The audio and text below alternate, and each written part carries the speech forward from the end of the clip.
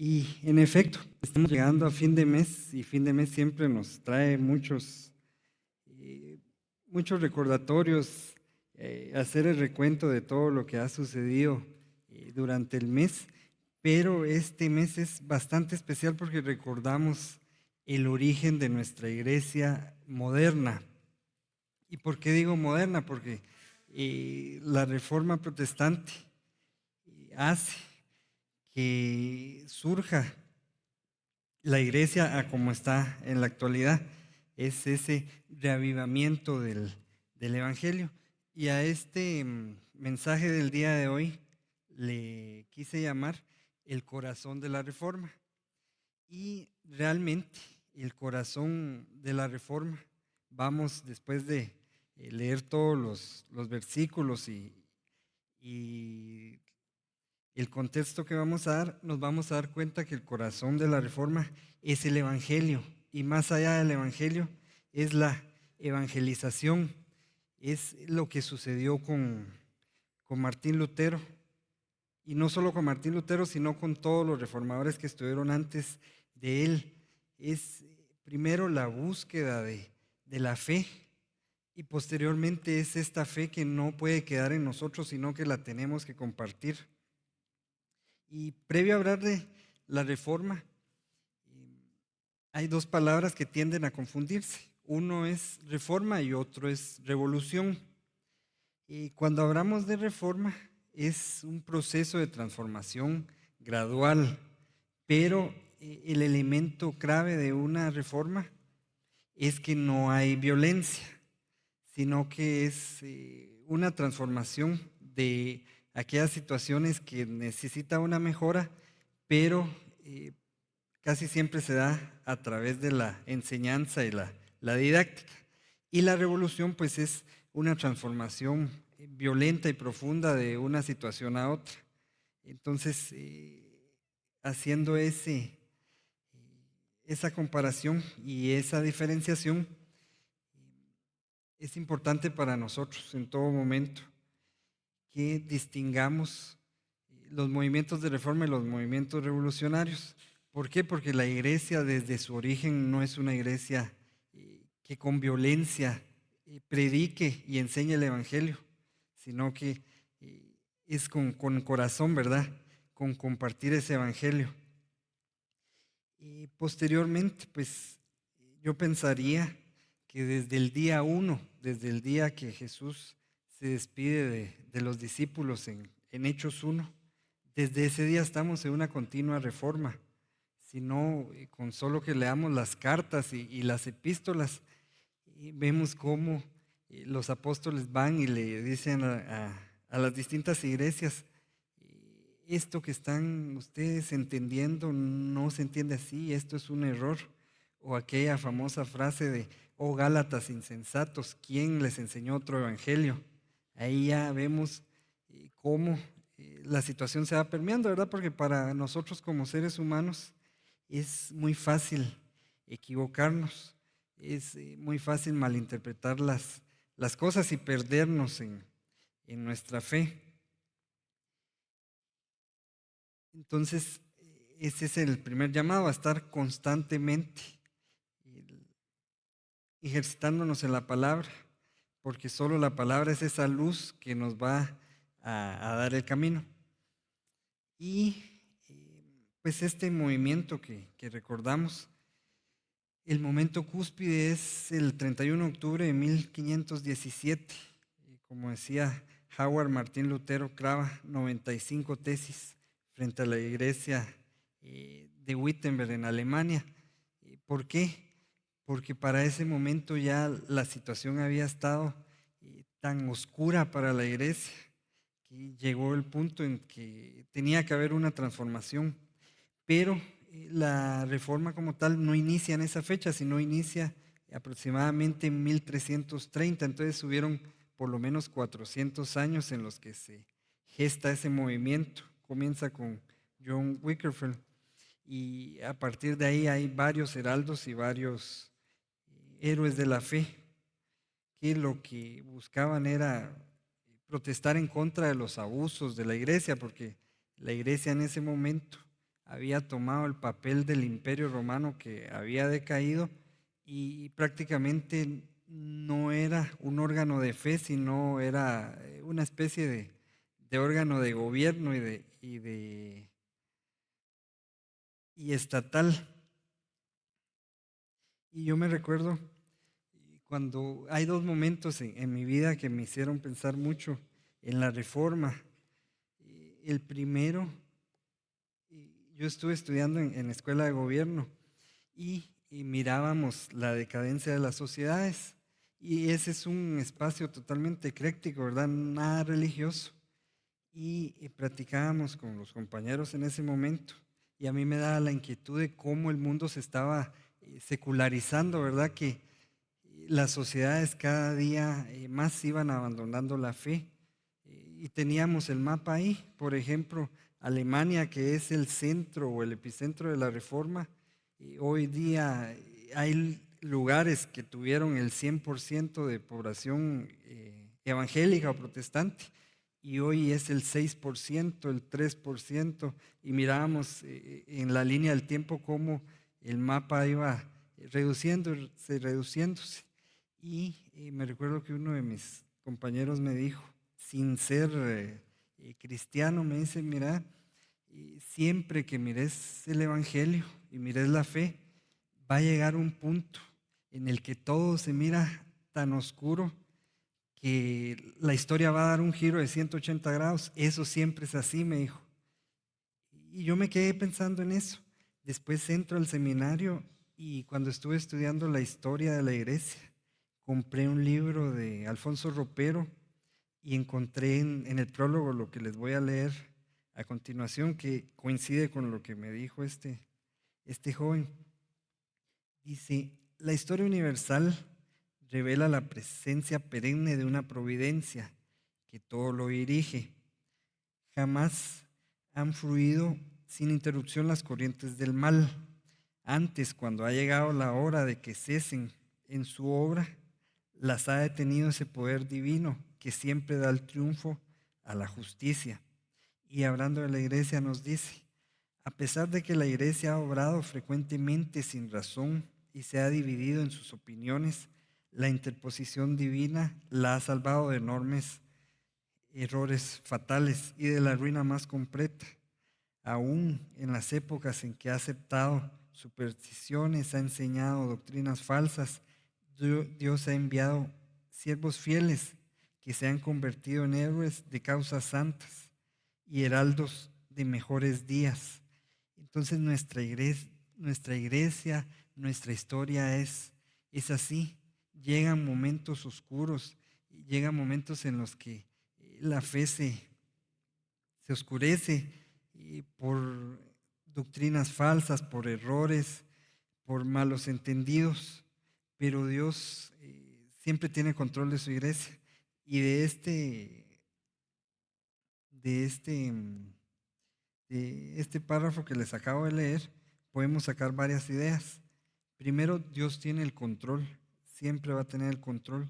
Él es vigilante de su iglesia y Él busca una iglesia santa y interviene en la purificación de su iglesia, en la purificación de la fe. Obviamente Dios podría hacer hablar a las piedras, pero tiene siervos fieles, personas que saben discernir los tiempos, saben reconocer esos movimientos. Y ese es un punto importante de la reforma, porque a partir de la reforma nosotros vemos constantemente cómo aparecen personajes en la historia que cuando se están dando movimientos peligrosos, ¿verdad? Se levantan y los contradicen, levantan su voz hasta transformar a la iglesia y la traen de nuevo a la verdad del Evangelio. La segunda conclusión que podemos llegar es que los errores, las falsas doctrinas, las divisiones entran de manera silenciosa hasta que logran ser bulliciosas para el corazón de alguien, para el corazón de los siervos fieles.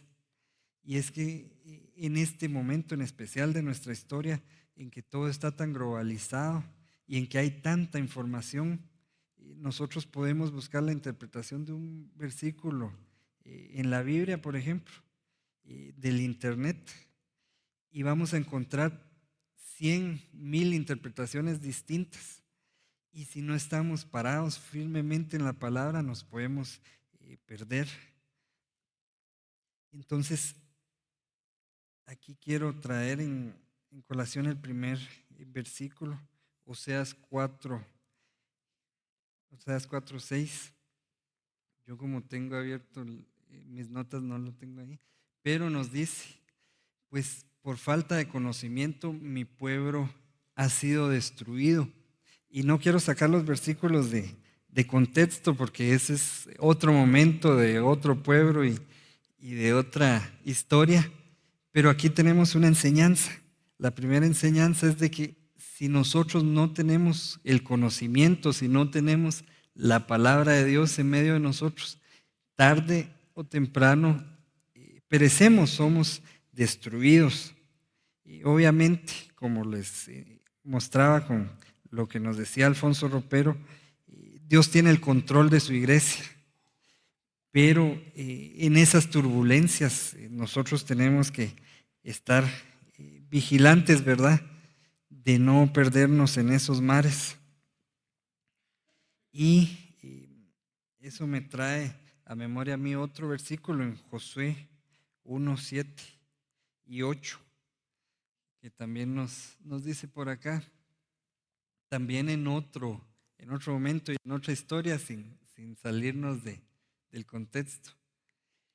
Y dice, solo te pido que tengas mucho valor y firmeza para obedecer toda la ley que mi siervo Moisés te mandó. No te apartes de ella para nada, solo así tendrás éxito donde quiera que vayas.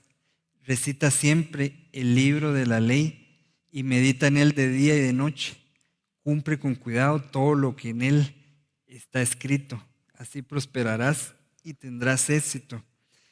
Y yo creo que el desafío de nosotros como cristianos, tomando en consideración Josué, viene en dos sentidos.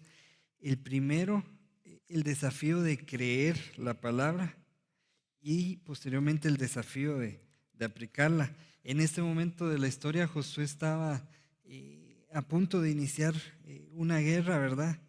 De muchas guerras consecutivas para apropiarse de la tierra prometida. Y el primer desafío era darle valentía a su corazón, ¿verdad? Pero en lo sucesivo, conforme fuera ganando las distintas guerras, el desafío era seguir confiando de que era Dios y su palabra la que influía en ese éxito, en esa prosperidad. Y lo vieron en la historia con esta ciudad que se llamaba Ai, en la cual tuvieron una derrota. Entonces también como iglesia hay dos desafíos, ¿verdad? El primero, creer y ejercitarnos en la fe, pero después cuando las cosas estén tranquilas, cuando estamos creciendo, estamos cernidos, estamos en nuestras distintas actividades,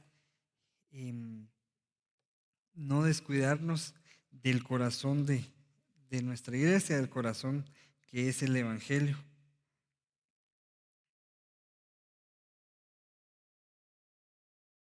Después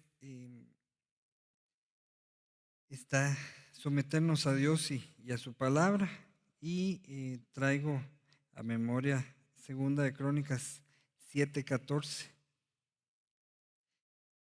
que también en otro tiempo y en otro momento nos dice, ¿verdad? Si mi pueblo que lleva mi nombre se humilla y ora y me busca y abandona su mala conducta, yo lo escucharé desde el cielo, perdonaré su pecado y restauraré su tierra. Entonces, haciendo esa hilvanación de los distintos versículos que hemos leído y los distintos textos, pues tenemos la palabra de Dios, tenemos el someternos a Dios y a su palabra, y después esa búsqueda constante, como decía Howard la semana pasada, ese orar sin cesar. No sabemos qué va a hacer el Señor, pero esa oración, una oración global por su iglesia, una oración por las almas, por el mundo, porque muchas veces nos olvidamos de esto y nos apropiamos del Evangelio y lo vivimos y lo experimentamos, pero nos olvidamos de un mundo allá afuera. Y mientras estaba yo preparando este mensaje, entre las muchas actividades que ahora tengo, fui a un centro comercial y estaba yo esperando la cola en el banco, pero estaba afuera y yo miraba una cantidad de personas que primero dice uno, aquí pueden pasar 100 personas que yo no conozco a nadie. Y segundo, ¿cuántas de estas personas conocerá el Evangelio? ¿Cuántas de estas personas será su último día hoy o esta semana? Eh, ¿En cuántas personas pudiésemos influir si nuevamente eh, tenemos el corazón de la reforma en nosotros? Primero el Evangelio, ejercitándonos en el Evangelio, en la palabra, en la oración, y posteriormente ese fuego de salir y predicar a los demás, porque esta bendita palabra que el Señor nos ha revelado no se puede quedar en nosotros. Y a veces como iglesia perdemos ese horizonte. Y esta fecha en especial nos recalca ese mensaje, ¿verdad? Porque Martín Lutero pudo haber descubierto la verdad y habérsela quedado para sí.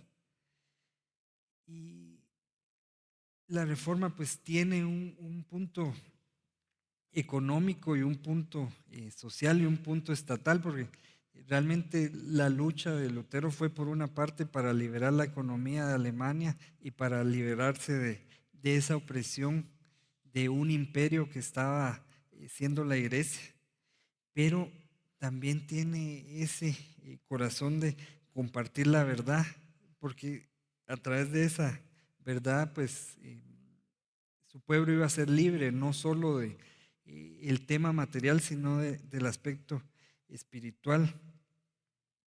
Y ahí es el punto. Nosotros buscamos restaurar la fe en nosotros.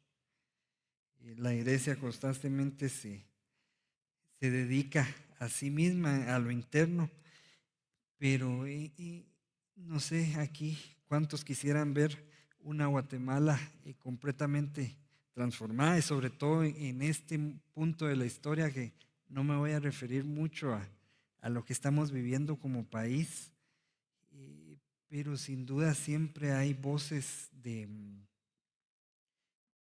tiempos mejores, ¿verdad? Las personas están frustradas y están desembocando toda esa frustración a un gobierno, a una situación económica, y vemos lo álgida que está nuestra situación como sociedad, pero ellos tienen sus ojos materiales en eso, pero realmente no es eso lo que se necesita en este momento es evangelio, lo que se necesita es fe, lo que se necesita es esa visión de restaurar a nuestra sociedad desde esas bases del Evangelio.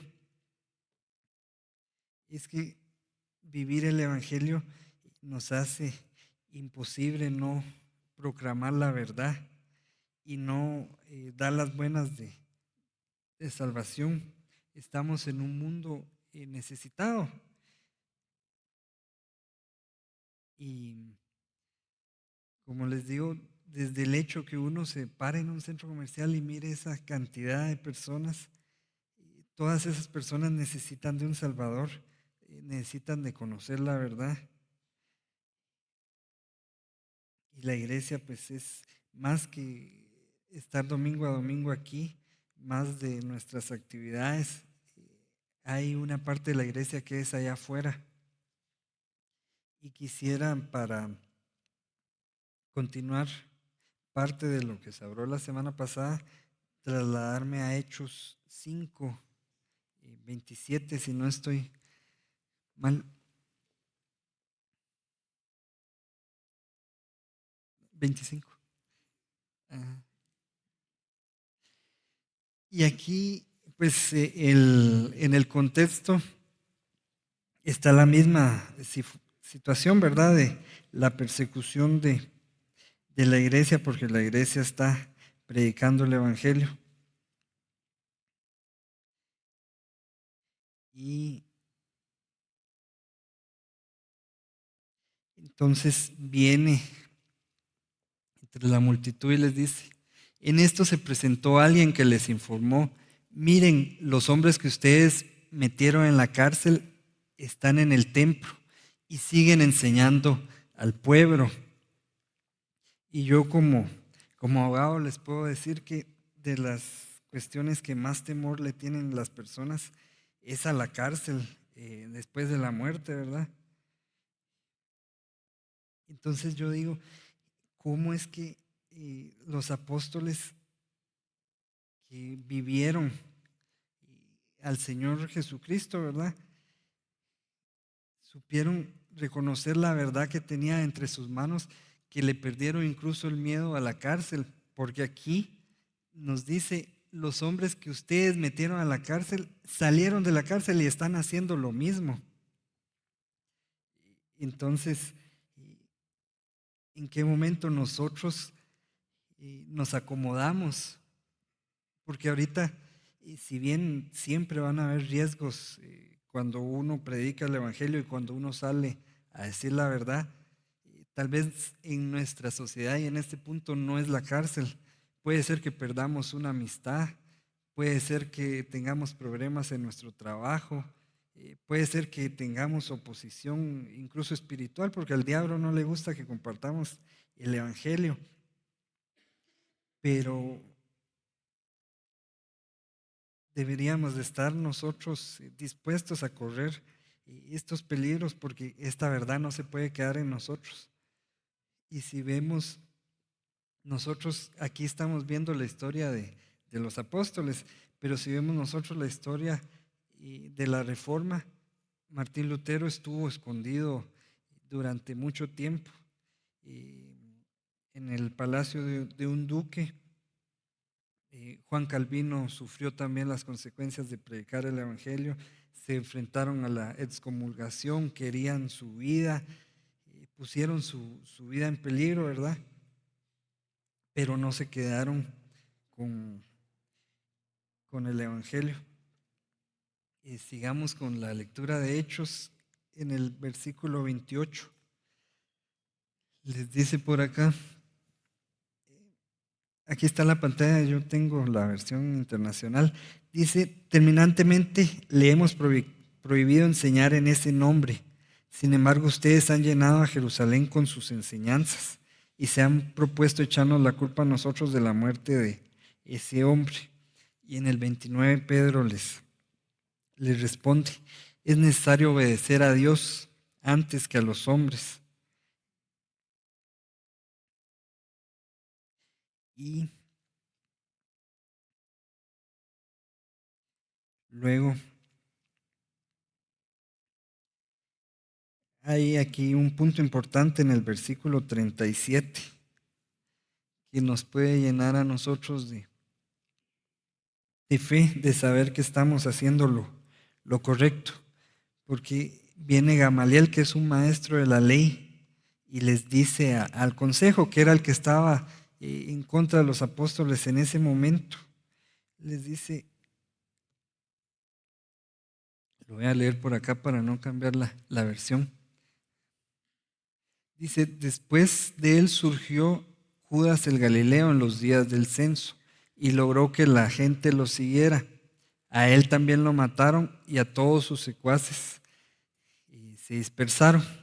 En el siguiente, en este caso les aconsejo que dejen a estos hombres en paz, suéltenlos. Si lo que se proponen y hacen es de origen humano, fracasará. Pero si es de Dios, no podrán destruirlos. Y ustedes se encontrarán luchando contra Dios. Y se dejaron persuadir por Gamaliel. Y hoy, año 2023, este movimiento que surgió de Jesús y que sus discípulos dispersaron y siguieron expandiendo, continúa. Entonces podemos concluir que es de Dios.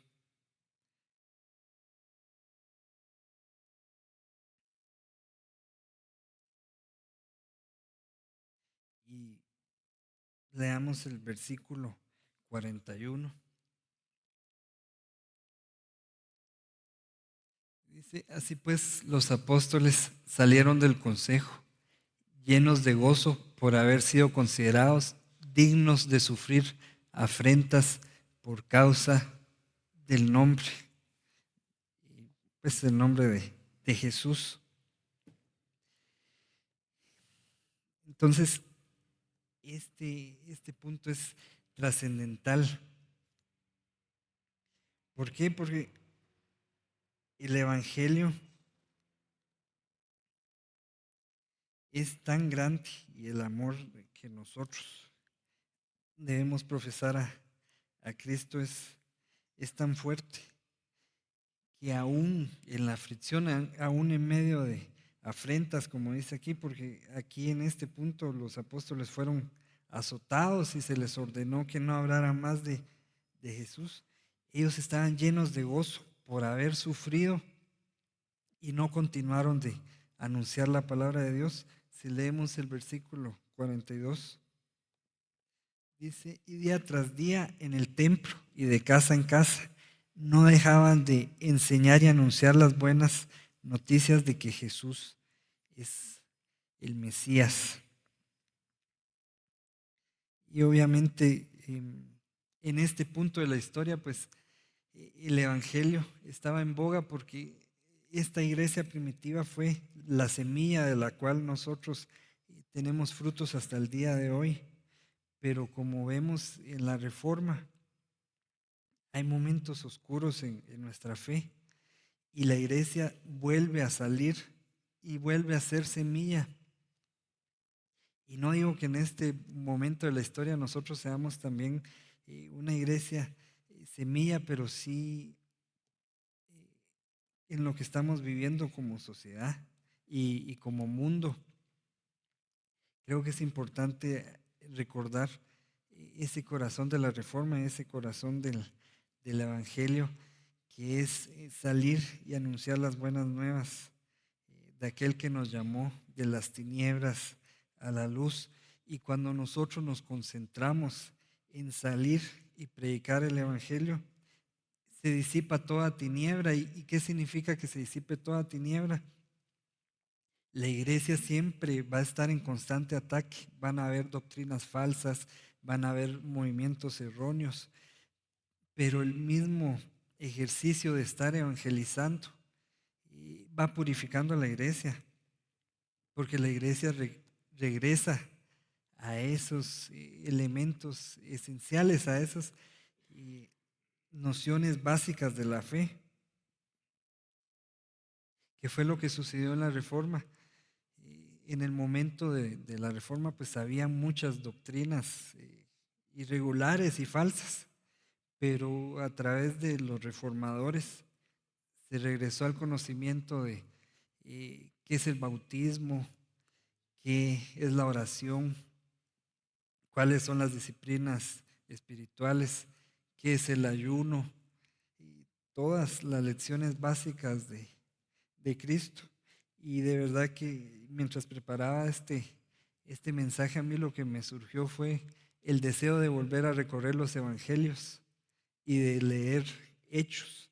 Por eso terminé aquí en Hechos 5 y me doy cuenta de esas similitudes de la Reforma con la iglesia primitiva, porque es reconocer la fe, reconocer la esencia de nuestra iglesia y no quedarnos con ellos, sino ir y proclamarlo a todo este mundo necesitado de una fe.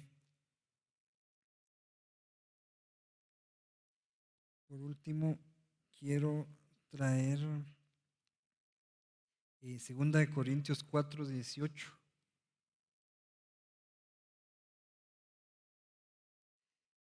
nos dice. Así que no nos fijamos en lo visible, sino en lo invisible. Ya lo que se ve es pasajero, mientras lo que no se ve es eterno. Y definitivamente esto es parte del corazón de nuestra iglesia y de nuestra fe.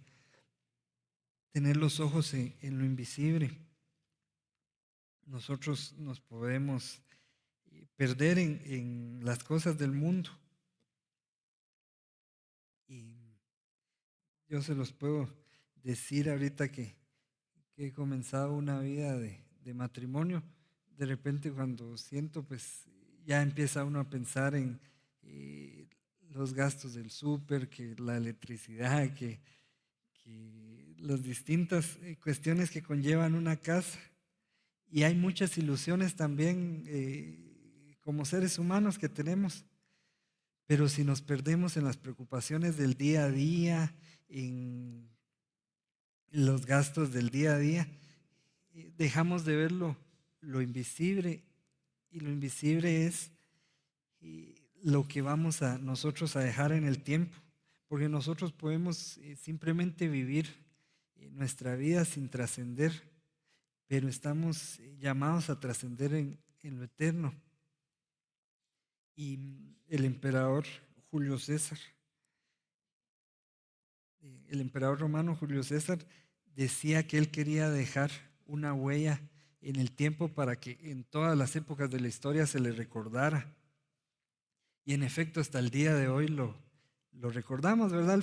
Al igual que a las distintas personas que han sido importantes en cada civilización, en cada momento de la historia, sino porque hoy estamos hablando de Platón, de Aristóteles, hablamos de Julio César, pero también hablamos de heraldos de la fe como Martín Lutero, y tal vez nuestra influencia en el mundo no vaya a ser tan significativa como la de Martín Lutero, pero créanme que nosotros influenciamos a nuestro vecino, influenciamos a nuestros hijos, a nuestros hermanos, a la persona con la que convivimos en el trabajo. Y lo más importante es que esa influencia va a tener un poder eterno.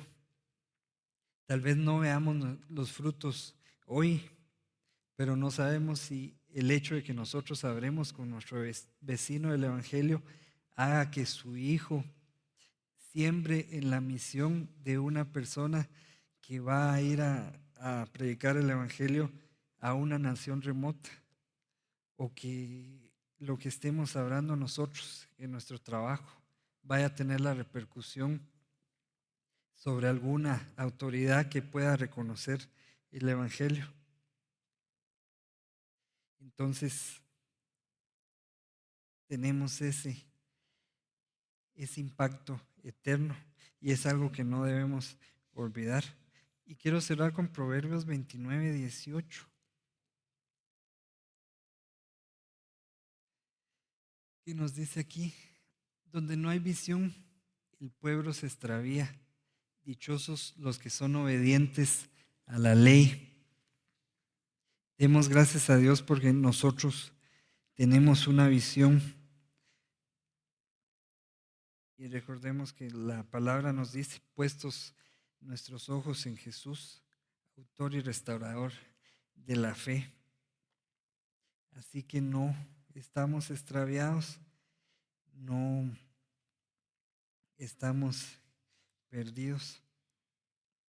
Tenemos un evangelio, tenemos una verdad que nos da una guía y un horizonte hacia el cual seguir, y sobre todo tenemos la posibilidad aún hoy en día de compartir ese evangelio y esa fe. Les voy a pedir que me acompañen en oración.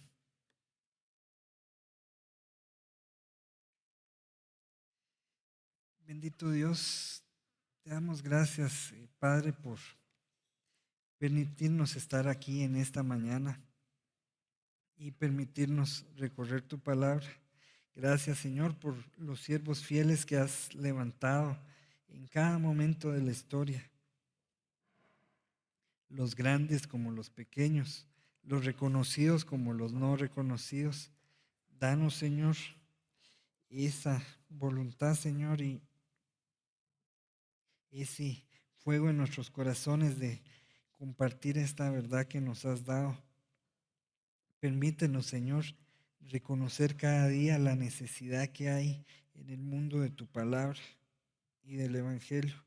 Permítenos, Señor, no enfrascarnos en nosotros mismos como individuos con nuestras necesidades personales, Señor, sino reconocer que más allá de nosotros hay un mundo que necesita de tu verdad, que hay una transformación de nuestras sociedades que aguarda, Señor, aguarda a que nosotros nos levantemos y compartamos tu palabra.